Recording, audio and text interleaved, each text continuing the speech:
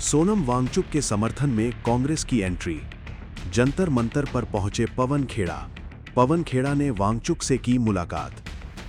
दिल्ली के जंतर मंतर पर जारी सोनम वांगचुक की भूख हड़ताल अब राजनीतिक रंग पकड़ती नजर आ रही है। कांग्रेस के वरिष्ठ नेता पवन खेड़ा शुक्रवार को धरना स्थल पहुंचे और वांगचुक से मुलाकात की।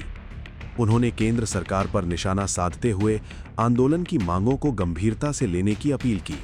दिल्ली के जंतर मंतर पर चल रहे आंदोलन को शुक्रवार को नया राजनीतिक समर्थन मिला। कांग्रेस नेता पवन खेड़ा धरना स्थल पहुंचे और सोनम वांगचुक से मुलाकात कर उनका हालचाल जाना। उन्होंने कहा कि लोकतंत्र में शांतिपूर्ण विरोध करने वालों की बात सुनी जानी चाहिए। पवन खेड़ा ने आरोप लगाया कि केंद्र सरकार आंदोलनकारियों की मांगों पर गंभीरता नहीं दिखा रही है।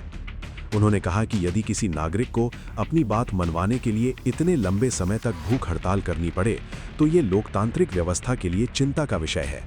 लोकतंत्र में शांतिपूर्ण विरोध करना एक संवैधानिक अधिकार है।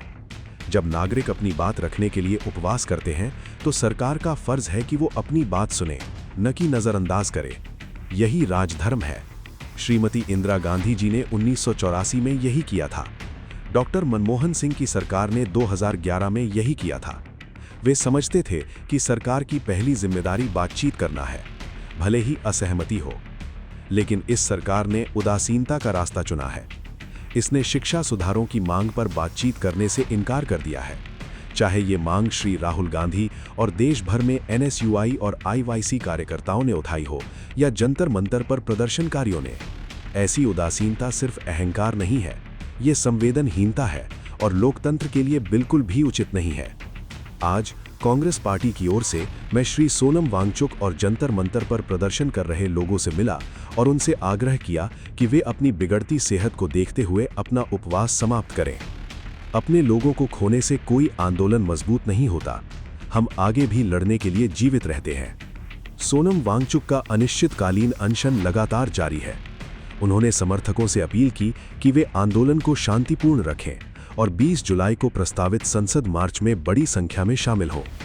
उनका कहना है कि ये आंदोलन केवल एक व्यक्ति का नहीं, बल्कि देश के युवाओं और शिक्षा व्यवस्था के भविष्य का सवाल है। फिलहाल के लिए बस इतना ही। बाकी अपडेट के लिए बने रहिए वन इंडिया हिंदी के साथ।